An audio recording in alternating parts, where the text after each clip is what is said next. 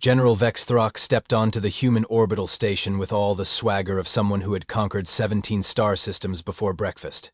His scaled purple hide gleamed under the artificial lighting, and his four eyes swept the docking bay with the kind of casual disdain usually reserved for inspecting particularly disappointing cafeteria food. "So," he announced to nobody in particular, his voice carrying that special blend of authority and condescension that only comes from being born into military royalty. "These are the famous humans I've heard absolutely nothing impressive about." Captain Maria Rodriguez emerged from behind a cargo container, looking about as concerned as someone checking their watch before a dentist appointment. Which is to say, not at all. She was a compact woman, with graying temples and the kind of steady gaze that suggested she had seen enough nonsense in her lifetime to fill several storage units. "General Vexthrock, I presume?" she said, extending her hand in the traditional human greeting that most aliens found either baffling or mildly threatening. "Welcome to Terra Station.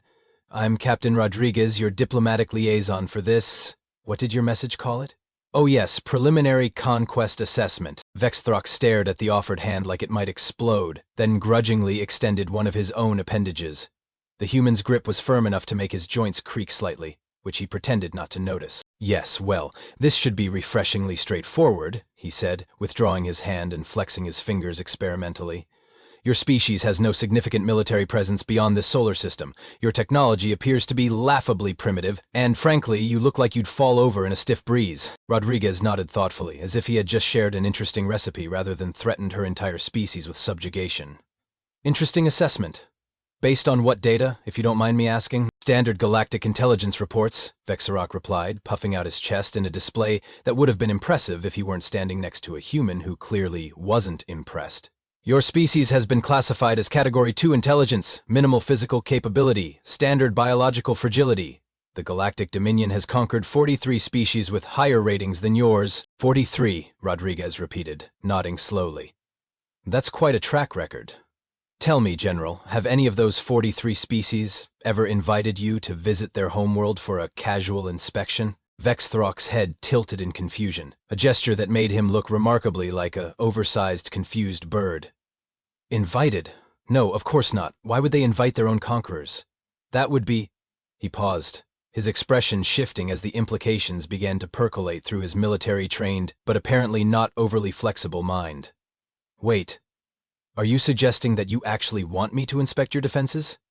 "Oh, I'm not suggesting it," Rodriguez said with the kind of smile that somehow managed to be both friendly and deeply unsettling. "I'm insisting on it. We've prepared a comprehensive tour of a typical human settlement. Nothing classified, nothing hidden. Just ordinary humans going about their ordinary day." The general's four eyes blinked in sequence, like a biological loading screen. "That's highly irregular and suspicious. What are you hiding?" "General," Rodriguez said, clasping her hands behind her back and rocking slightly on her heels. "If we were hiding something, would I really be this eager to show you around?" Vexthrock considered this logic and found it surprisingly sound, which only made him more suspicious. In his experience, when something made perfect sense, it usually meant he was missing something important. Still, his orders were clear: assess the human threat level and report back to the Dominion fleet. "Very well," he said finally. "But I warn you, I've seen through every deception attempt in the known galaxy. Your primitive psychology won't fool a trained military strategist." "I wouldn't dream of trying," Rodriguez replied, her smile widening just enough to show teeth. "Shall we head down to the surface? I think you'll find our children particularly educational." The shuttle ride to Earth's surface was uneventful, unless you counted Vexthrock's increasingly nervous commentary about the excessive turbulence, which Rodriguez had politely explained was just normal atmospheric entry. Apparently, most civilized worlds had much thinner atmospheres that didn't require what he described as a controlled crash landing disguised as transportation. "Your planet's gravity seems unusually strong," he observed as they touched down, his forelegs working overtime to keep him upright as he stepped onto the landing pad. "Are you certain this is normal?" "Standard Earth gravity," Rodriguez confirmed, walking beside him with the casual ease of someone who had been dealing with this particular gravitational field her entire life. 1.0 G, as we call it. Most of our colony worlds actually feel uncomfortably light to us." Vexthrock filed this information away under concerning details to investigate later and focused on his surroundings. They had landed in what appeared to be a residential area with structures that looked remarkably peaceful. No defensive walls, no guard towers, no obvious military installations. just rows of modest dwellings with small plots of cultivated land around them. "This is your typical settlement?" he asked, scanning the area with his military-trained eyes. "Where are the fortifications, the defensive perimeters, the strategic weapon emplacements?" "Well," Rodriguez said, gesturing toward a white picket fence that came up to about her waist, "we do have property boundaries." The general stared at the fence, which appeared to be constructed from organic material and painted with what looked like decorative rather than defensive intent. That's not a fortification. That's barely an obstacle. I could step over it without breaking stride." "Most of us can," Rodriguez agreed cheerfully. "Though the Hendersons did install a gate last year, really streamlined the mail delivery process." As they walked down what the humans apparently called a street, Vexthrock became increasingly bewildered by the complete absence of military preparation. There were no armed guards, no surveillance drones, no citizens scurrying for cover at the sight of an obviously alien visitor. Instead, there were just humans, going about their daily activities as if the fate of their planet wasn't currently being decided by a representative of the most powerful military force in the galaxy. "Excuse me," he said, stopping beside what appeared to be a human tending to some kind of decorative plant life. "Aren't you concerned about the alien invasion currently being planned for your world?" The human looked up from his gardening, squinted at Vexthrock for a moment, then shrugged. "Are you the alien in question? I am General Vexthrock of the Galactic Dominion, conducting a military assessment of your species' conquest viability." "Well, that's nice," the human said, returning to his plants. "Try not to step on the tulips, they're just starting to come up." Vexthrock stared at the human, then at Rodriguez, then back at the human. He's not concerned at all." "Should he be?" Rodriguez asked. "I mean, you're just here to look around, right? No actual invading planned for today." "Well, no, but—" Vexthrock trailed off, realizing he had no good answer for why a preliminary assessment should cause panic. Still, the complete lack of fear was deeply unsettling. In his experience, species facing potential conquest usually responded with either desperate military preparation or abject terror. This casual indifference was entirely outside his operational parameters. "Oh, perfect timing," Rodriguez said, pointing toward an open area between several dwellings. "The neighborhood kids are just getting out of school. You wanted to assess our population's physical capabilities, right? Well, there's a representative sample of our youth." Vexthrock looked toward the area she indicated and saw approximately 15 small humans engaged in what appeared to be some form of recreational activity. They were running, jumping, and making the kind of high-pitched vocalizations that suggested either joy or mortal terror. Given the context, he assumed it was recreational rather than emergency-based. "Your children," he said slowly, "are playing outside, unguarded, during a potential military crisis." "It's Tuesday," Rodriguez said, as if this explained everything. "They always play outside on Tuesday. Weather's nice, and Mrs. Patterson volunteered for playground supervision duty this week." "Playground supervision?" Vexthrock's head swiveled toward an elderly human female sitting on what appeared to be a primitive observation platform. "That single individual is responsible for the safety of 15 juveniles?" "Oh, Mrs. Patterson's very experienced," Rodriguez assured him. "She raised 4 children of her own and has been watching the neighborhood kids for 30 years. Plus, she's got that whistle." The general observed the elderly human, who appeared to be reading some form of printed material while occasionally glancing up at the young humans. She did indeed possess a small metal device suspended from a cord around her neck, though its military applications seemed limited. "This is highly irregular," he muttered, pulling out his portable scanner to begin analyzing the situation. "Where I come from, juveniles are kept in protective enclosures until they reach physical maturity." "How boring," Rodriguez said. "Our kids prefer the hands-on approach to development." As if summoned by her words, one of the small humans came running toward them at what Vexthrock's scanner indicated was an impossible velocity for such a small creature. The child skidded to a stop directly in front of the general, looked up at him with wide eyes, and announced, "Cool! Are you a lizard person? My brother said lizard people aren't real, but you look super real to me." Vexthrock stared down at the small human, whose enthusiasm seemed entirely undiminished by the fact that she was addressing a member of a species that could theoretically conquer her entire world. Yes. I suppose I am a lizard person." "Awesome," the child declared, then turned and shouted to her companions. "Hey, everybody, come meet the lizard person. He's really tall." As 15 small humans began converging on his position with obvious excitement rather than fear, Vexthrock began to suspect that this inspection might not proceed according to standard protocol. "All right, kids, give our visitor some space," Rodriguez called out as the small humans formed an enthusiastic semicircle around Vexthrock. "He's here to observe, not to be poked and prodded." "Can we poke him a little?" asked a small human with dirt-stained knees and what appeared to be tree sap in her hair. Just to see if he's squishy. Emma, we don't poke guests, said Mrs. Patterson from her observation platform, not looking up from her reading material. Remember your manners. Vexthrock activated his portable scanner, intending to conduct a basic assessment of juvenile human physiology. What he saw on the display made him check the device twice to ensure it was functioning properly. Captain Rodriguez, he said slowly. According to my readings, the atmospheric composition here is 21% oxygen. That sounds about right, she confirmed. Why? Oxygen is a highly corrosive gas. Most species require breathing apparatus in concentrations above 8%. These children are not only surviving in this toxic environment, they're engaged in vigorous physical activity. Rodriguez tilted her head thoughtfully. I never really thought about oxygen being corrosive. Is that why you keep making that wheezing sound? Vexthrock realized he had indeed been unconsciously filtering his breathing since arriving on the planet.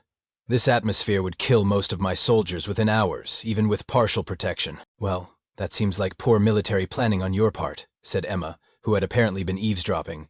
Why don't you just hold your breath better? Before Vexthrock could explain the biological impossibility of simply holding breath better, his scanner began chiming with increasingly urgent alerts.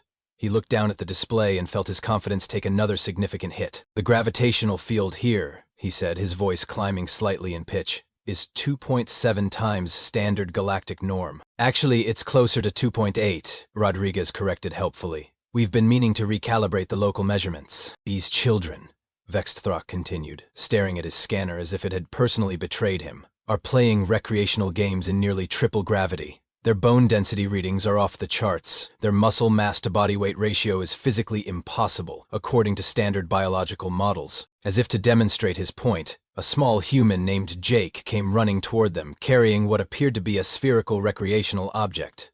According to Vexthrock's scanner, the ball weighed approximately 15 standard units, which should have required industrial lifting equipment to move. Hey, lizard person, Jake called out cheerfully. Want to play catch? Before Vexthrock could respond, Jake hurled the sphere directly at him, with what his scanner calculated as enough force to dent military-grade armor plating. The general instinctively activated his personal energy shield, which absorbed the impact with a bright flash and a resonant hum. The children erupted in delighted cheers. Do that again, shouted Emma. That was so cool. How did you make the sparkly light? Asked another child, bouncing excitedly on her toes in a display of enthusiasm that registered on the scanner as sustained vertical displacement exceeding standard jump parameters. Vexthrock said weakly, was a military-grade defensive barrier designed to stop projectile weapons. Can I try throwing something heavier? Jake asked, already looking around for alternative ammunition. Please don't, Rodriguez said quickly. We just got the playground equipment prepared from the last time you kids played See How Far We Can Throw Things. Vexthrock's 4 eyes focused on the playground equipment she mentioned, and his scanner automatically began analyzing the structures. What he saw made his breathing apparatus work overtime. The climbing apparatus was constructed at a height that would require safety protocols on most civilized worlds. The swinging devices operated on pendulum principles that generated enough force to launch most species into low orbit, and the sliding mechanism had an incline steep enough to be classified as a controlled fall device. This, he said, pointing a shaking appendage at the playground, is not recreational equipment. This is a training facility for developing enhanced gravitational resistance and kinetic impact tolerance. Well, I suppose you could look at it that way, Rodriguez mused. Though we just call it keeping the kids active. A small human named Marcus chose that moment to demonstrate the climbing apparatus, scaling the vertical structure with the casual ease of someone who had never encountered the concept of physically impossible. At the top, he hung by one hand, while waving at the visiting alien with the other. Vexthrock's scanner indicated that the child was supporting his entire body weight, plus gravitational amplification, with a single appendage, while maintaining enough muscle control for voluntary motor functions like waving. According to his database, this feat should have required cybernetic enhancement or powered assistance. How, he asked faintly, how is that small human maintaining structural integrity under those stress conditions? Marcus has been working on his upper body strength, Mrs. Patterson called out from her observation post. His mother will be so pleased to hear he's improving. Working on his? This is improvement? Vexthrock watched as Marcus released his grip and dropped approximately 4 meters to the ground, landing in a perfect crouch before immediately sprinting toward another piece of equipment. That fall should have caused catastrophic skeletal damage. Oh, the playground has impact-absorbing surfaces, Rodriguez explained. We're very safety conscious when it comes to our children. Vexthrock knelt down and pressed his scanner against the ground surface. The readings showed a thin layer of cushioning material over standard planetary substrate. This padding, he said slowly, provides approximately 15% impact reduction. Right, much safer than the old concrete surfaces we used to have. 15% reduction, Vexthrock repeated, his voice taking on the hollow tone of someone whose worldview was systematically crumbling. You consider a 15% reduction in impact force to be adequate safety protection for developing juveniles. Well, we also teach them how to fall properly, Rodriguez added.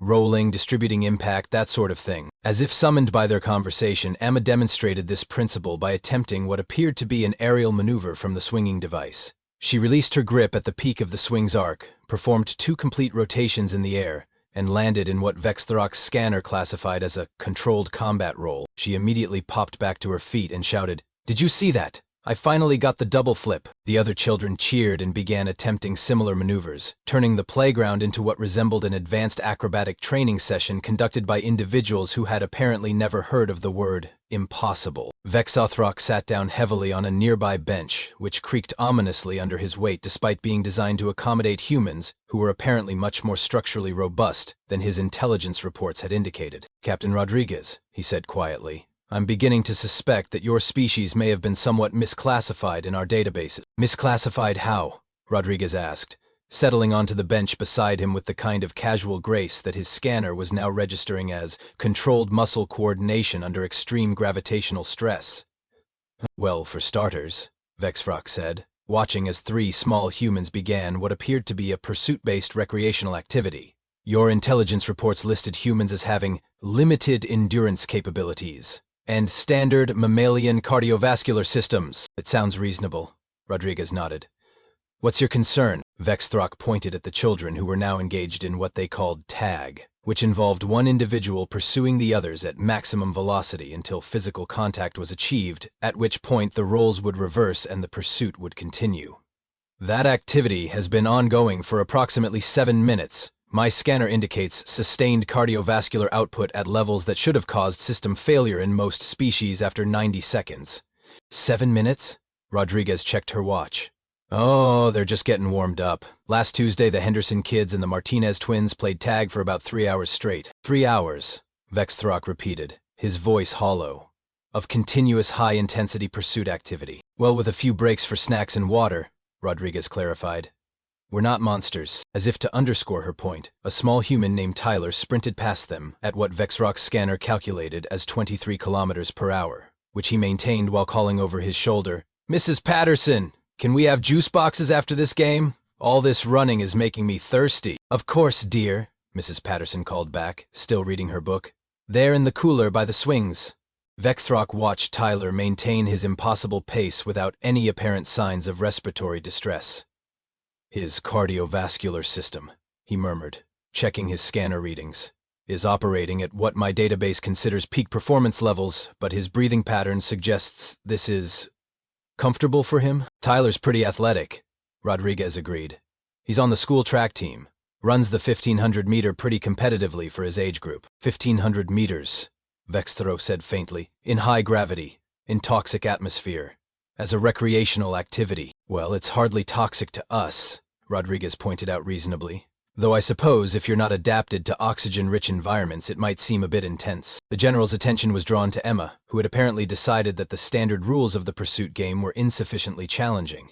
She had climbed onto one of the playground structures and was now moving from obstacle to obstacle at considerable height while still participating in the ground-based chase sequence. "That small human," he said, tracking her progress with growing disbelief, "is simultaneously engaging in vertical navigation challenges and sustained cardiopulmonary exercise, while maintaining spatial awareness of multiple moving targets, at an elevation that would cause fatal injury if she miscalculated." "Emma's always been good at multitasking," Rodriguez observed.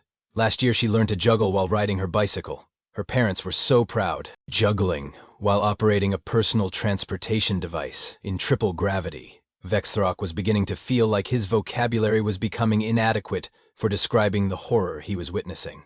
"How has your species survived this long without eliminating yourselves through recreational activities?" "Oh, we're very careful about safety," Rodriguez assured him.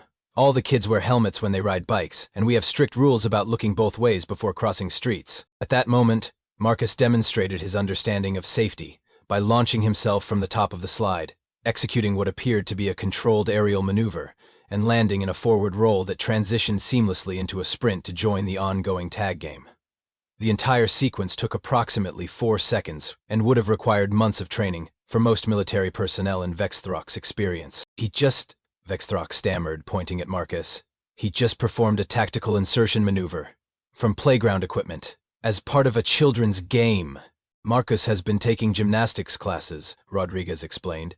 His instructor says he has natural talent. Natural talent for combat acrobatics, Vexthrock translated.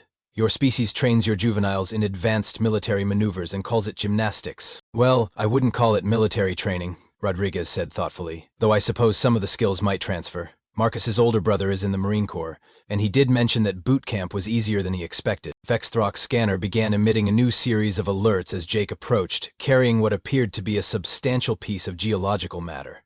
According to the device's analysis, the rock weighed approximately 47 standard units and possessed enough kinetic potential to serve as improvised artillery. Hey, lizard person, Jake called out cheerfully. Want to see how far I can throw this? I've been practicing. Please don't, Vexthrock said weakly, but Jake had already entered what appeared to be a preparatory stance that his scanner recognized as optimized projectile launch position. The small human drew back his arm, rotated his torso to generate additional momentum, and released the geological projectile with enough force to activate 3 separate collision warnings on Vexthrock's scanner.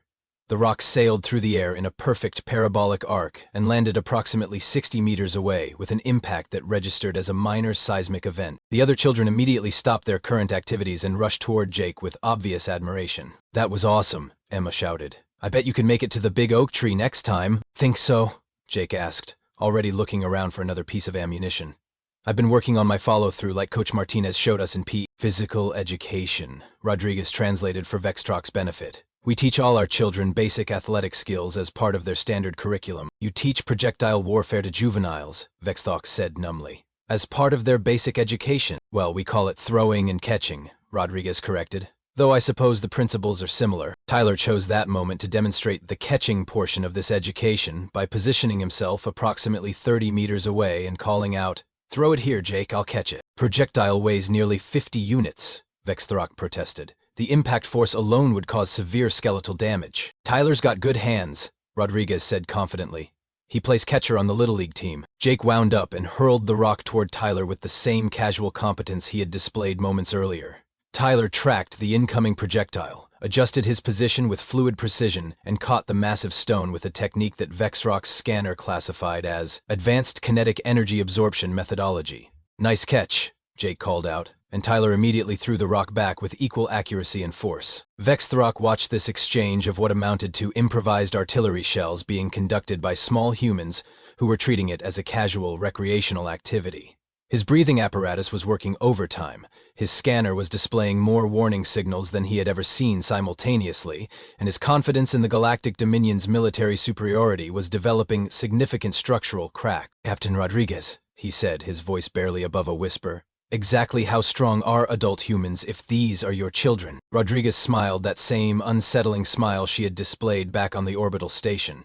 "Well, General, I suppose that depends on your definition of strong. But if you think the kids are impressive, wait until you see what happens when one of them gets hurt." As if Rodriguez had somehow summoned the event through sheer dramatic timing, Emma chose that exact moment to attempt what appeared to be an even more ambitious aerial maneuver from the highest point of the playground structure. She launched herself from a platform that Vexthrock's scanner measured at 4.7 meters above ground level, executed what looked like a complex rotational sequence, and then miscalculated her landing trajectory. The impact, when it came, registered on Vexthrock's scanner as sufficient force to cause what his database clinically described as catastrophic structural failure in standard humanoid physiology. The sound of Emma hitting the ground was audible from their position on the bench, a solid thump that made the general's breathing apparatus skip several cycles. For approximately 2 seconds, the playground fell silent. Even the other children stopped their various impossible activities to look toward where Emma had landed in what appeared to be a motionless heap near the base of the climbing structure. "Oh dear," said Mrs. Patterson, finally looking up from her reading material. She marked her place with a finger and called out, "Emma, honey!" Are you all right? Vex Throck stared at the fallen child, his scanner indicating life signs, but registering massive trauma readings. That small human, he said shakily, has just sustained impact damage equivalent to being struck by a slow-moving ground transport vehicle. Shouldn't someone be doing something? Calling for medical assistance? Initiating emergency protocols? Let's see what she says first, Rodriguez replied calmly, apparently unconcerned by what should have been a fatal incident. Emma pushed herself up on her elbows, shook her head once as if clearing it, and announced to the watching crowd, "I'm okay, but I think I need to work on my landing technique." "That's good thinking, dear," Mrs. Patterson called back, returning to her book. "Maybe try bending your knees more next time." "Will do," Emma replied cheerfully, bouncing back to her feet and brushing dirt off her clothing. That was actually pretty fun, except for the hitting the ground part. Vex Throck's scanner was now emitting a continuous stream of confused alerts as it attempted to reconcile what it had recorded with what it was currently observing.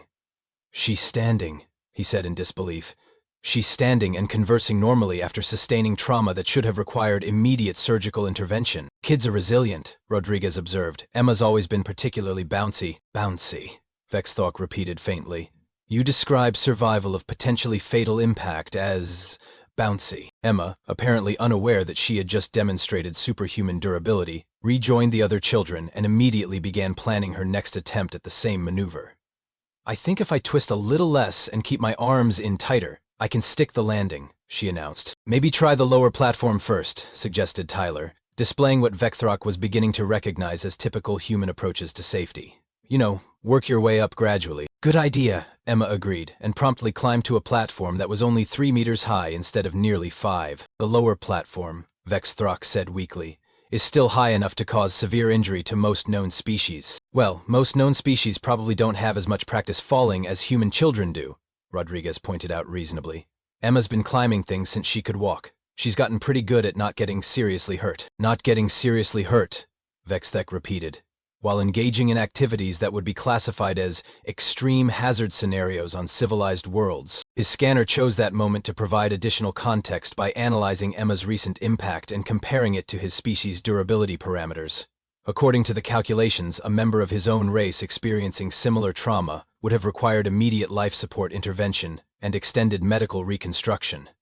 Emma was now attempting the same maneuver that had just nearly killed her, with adjustments based on lessons learned from her previous failure. "Captain Rodriguez," he said, his voice taking on a distinctly higher pitch, "what constitutes a serious injury for human children?" "Oh, you know," Rodriguez said thoughtfully.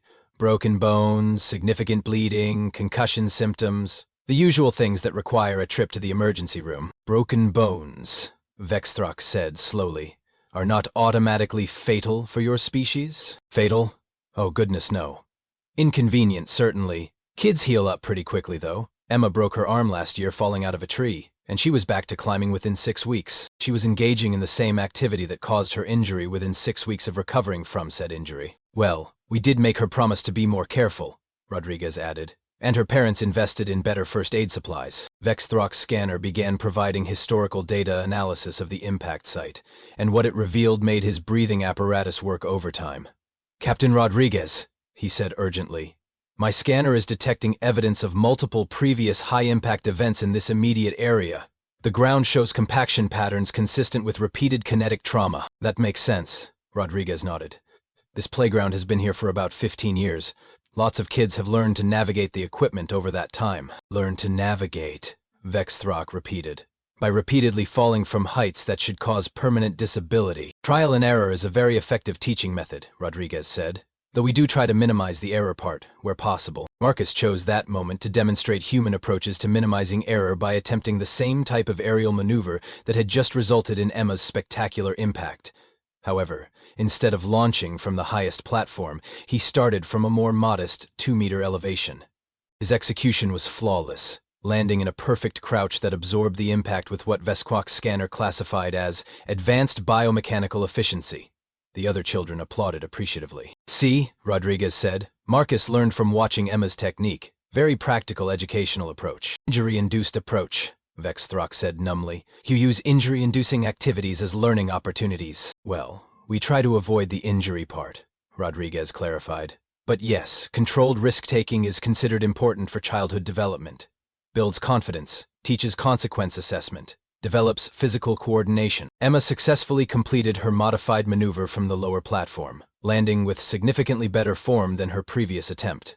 She immediately began planning her next progression, discussing with the other children how to safely advance to the intermediate heat platform. They're conducting systematic risk escalation protocols, Vextofik observed, his military training finally providing a framework for what he was witnessing, using incremental exposure to increasing hazard levels to develop enhanced survival capabilities. That's a very formal way to describe learning how to play safely, Rodriguez said. But I suppose the principle is similar. Jake had found another rock and was now demonstrating improved throwing technique based on his earlier experience.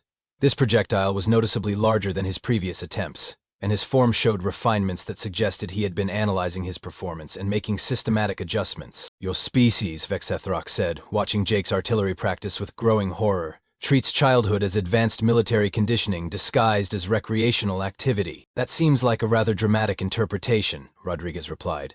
Though I suppose if you're not familiar with human child development, it might look a bit intense. Tyler had positioned himself to catch Jake's enhanced projectile, apparently undeterred by the increased mass and velocity. When the rock arrived, he absorbed the impact with technique that had clearly been refined through extensive practice with similar scenarios. Captain Rodriguez, Vexthawk said, his voice barely controlled. I need to ask you a direct question, and I require an honest answer. Of course, are these children receiving any form of enhancement, genetic modification, chemical augmentation, technological assistance? Rodriguez considered the question seriously. Well, they do take vitamins, and Emma's been drinking a lot of milk lately because her mother read that calcium is important for bone development. Vitamins, Vexthrus repeated, and calcium supplementation. That's about it, Rodriguez confirmed. Unless you count the fact that Jake's been eating more protein since he started getting serious about baseball.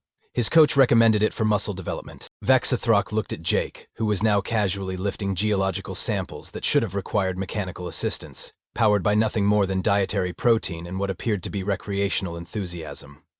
His scanner indicated that Jake's muscle density was approximately 40% higher than galactic standard for comparable body mass, achieved through what humans apparently considered normal childhood nutrition. Captain Rodriguez, he said quietly, I think I'm beginning to understand why your species hasn't been successfully conquered. Oh? Rodriguez asked, her smile returning.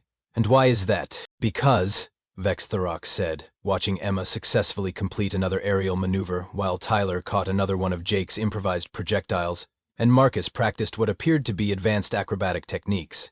Anyone who tried to invade a world where the children trained like this would have to face the adults, who survived the same childhood. Rodriguez's smile widened considerably. That's a very astute observation, General. Would you like to continue the tour, or have you seen enough of our typical human settlement for your assessment? Vexthrok stared at Rodriguez for a long moment, then at the children who were now engaged in what appeared to be a collaborative effort to construct some kind of fortification using playground equipment and the various geological projectiles Jake had been collecting.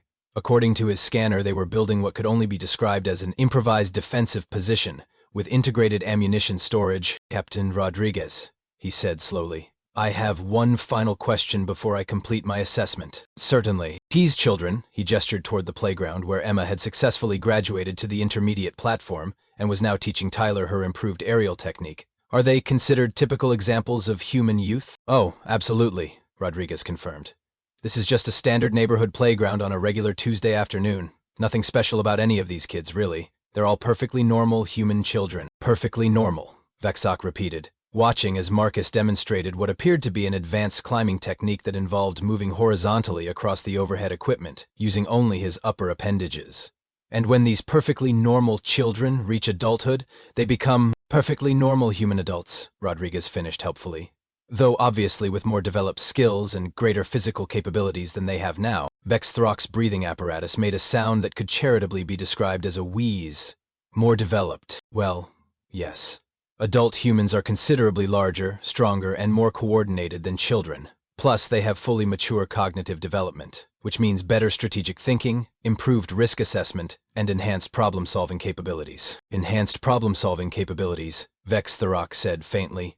applied to individuals who learned basic motor skills by repeatedly falling from dangerous heights until they developed optimal impact absorption techniques. That's a rather clinical way to describe learning how to play, Rodriguez observed, but not entirely inaccurate. Jake had apparently decided that his current rock collection was insufficiently challenging and was now examining a piece of playground equipment that had broken loose from its moorings.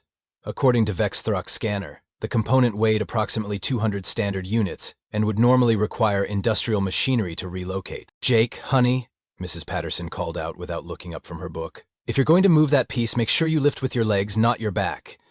We don't want you pulling a muscle." "Okay, Mrs. Patterson," Jake called back cheerfully, adjusting his stance to demonstrate proper lifting biomechanics before hoisting the massive component with apparent ease. "Your species," Vexthrock said, his voice barely above a whisper, "teaches optimal heavy lifting techniques to children as basic safety education." "Well, we don't want them to hurt themselves," Rodriguez said reasonably. "Proper body mechanics are important for preventing injury during physical activity that involves moving objects that would challenge military-grade construction equipment." "Jake's always been a strong kid," Rodriguez acknowledged.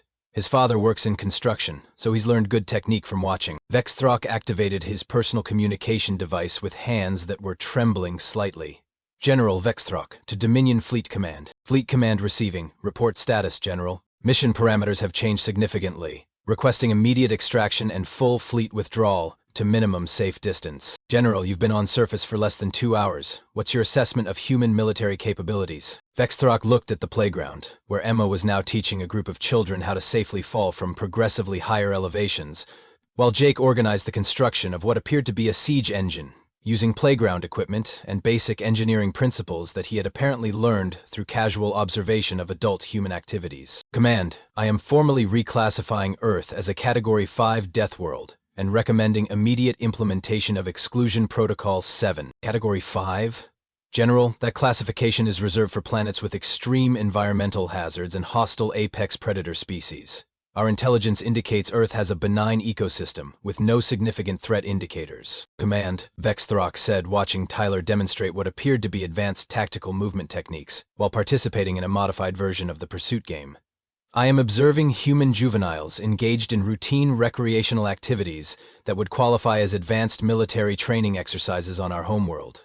They are performing these activities in environmental conditions that would require life support systems for our personnel, while displaying physical capabilities that exceed our elite soldier enhancement programs." "Are you saying the humans have developed some kind of super soldier program?" "Negative, Command. I'm saying they call it childhood." There was a long pause on the communication channel. "General, please clarify. The individuals I am observing are not enhanced adults. They are standard juvenile humans, engaged in normal recreational behavior for their age group. They have achieved these capabilities through what they describe as playing outside and getting exercise.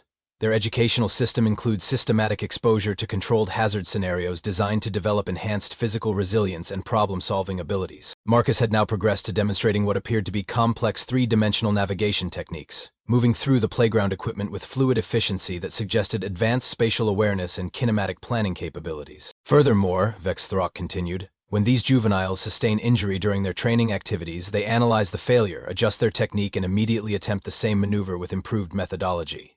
They treat potentially fatal scenarios as learning opportunities." "General, are you requesting medical evaluation? Your report suggests severe stress-induced psychological compromise." "Command, I am submitting a formal recommendation that Earth be classified as off-limits to all Dominion military operations. Any species that uses what we would consider advanced military conditioning as standard childhood development is not a suitable target for conventional conquest strategies." Emma had successfully taught 3 other children her aerial technique and was now moving on to what appeared to be even more ambitious maneuvers. The group was treating each attempt as a collaborative learning experience, with participants providing technical analysis and safety recommendations to optimize performance. "Additionally," Vexthrock said, his voice gaining strength as he reached his final conclusions, "I am recommending that Earth be designated as a protected research zone. Any species that can achieve these capability levels through purely biological development and environmental conditioning represents a significant advancement in evolutionary adaptation that should be studied rather than conquered." "General, You're recommending that we retreat from a pre-spaceflight civilization because their children play too vigorously? Vexthrock watched Jake successfully relocate the playground component to a position where it could serve as additional climbing apparatus, while Emma began instructing the other children in advanced landing techniques that incorporated elements she had learned from her recent high-impact educational experience. "Command," he said firmly. "I'm recommending that we retreat from this system, because if these are their children at play, I don't want to discover what their adults are like when they're serious." "Understood, General. Extraction shuttle is en route. Estimated arrival in 20 minutes. Acknowledged, Command. And please log a permanent notation in the navigation database. Earth system is designated Exclusion Zone Alpha. Under no circumstances should Dominion forces approach within 5 light-years of this location." 5 light-years, General? That seems excessive. "Command," Vexthrock said, watching as the children began organizing themselves into what appeared to be opposing teams for some kind of competitive activity that would probably qualify as warfare simulation on most civilized worlds. "Trust me on this one." He deactivated the communication device and turned to Rodriguez, who had been listening to his conversation with obvious amusement. "Well, General," she said cheerfully, "I hope your visit has been educational." "The educational," Vexthrock agreed weakly. "That's certainly one way to describe it." "Before you leave," Rodriguez added, "the children wanted to show you their new game. They call it Alien Tag, and apparently it involves trying to activate energy shields through strategic projectile application." Vexthrock looked toward the playground, where 15 small humans were indeed organizing themselves into what appeared to be tactical formations while discussing optimal techniques for what they cheerfully described as making the sparkly lights happen again. "Captain Rodriguez," he said, backing slowly toward the extraction point, "please convey my regrets to the children, but I believe my shuttle will be arriving shortly." "Of course," Rodriguez said, her smile now reaching levels that could only be described as deeply unsettling. "It's been a pleasure hosting you, General. Please feel free to visit again any time." "That's very kind," Vexthrock replied, "but I suspect that won't be necessary." As his extraction shuttle appeared in the sky above them, the children paused in their tactical planning to wave enthusiastically at their departing visitor. "Bye, lizard person," Emma called out. "Thanks for showing us the cool shield thing." "Come back soon," added Jake, still casually holding a piece of equipment that weighed more than most small vehicles. "We'll practice our projectile techniques so we can show you better games next time," Tyler contributed helpfully. Vexthrock boarded his shuttle with movements that could charitably be described as rapid and immediately began composing his final report as they achieved orbit. Personal log: General Vexthrock, Galactic. Standard date 2847-3. Subject: Earth System Assessment and Exclusion Recommendation. Summary: Earth contains a species that has achieved apex predator status through environmental conditioning rather than technological enhancement. Their child-rearing practices involve systematic exposure to hazard scenarios that would qualify as military training in most civilizations. Recommend immediate implementation of permanent exclusion protocols and classification as Category 5 Deathworld. Additional notation: any civilization that considers high-gravity toxic atmosphere exposure, combined with kinetic impact training, to be appropriate recreational activity for developing juveniles should be avoided at all costs. He paused in his dictation and looked back at the planet through the shuttle's observation port, where he could still see the playground and its impossibly resilient small occupants. "Personal addendum," he continued quietly. "I have encountered 43 different species in my military career. I have seen civilizations that could manipulate matter at the molecular level, species with natural armor plating, and societies with weapons that could crack planets. But I have never, in all my years of service, encountered anything more terrifying than human children at play." End log. As the shuttle departed Earth's orbital space, General Vexthrock filed his final report with Fleet Command, recommending that the coordinates for the Sol system be permanently deleted from all navigation databases, and that any references to humans be reclassified under mythical species presumed extinct. It seemed safer that way.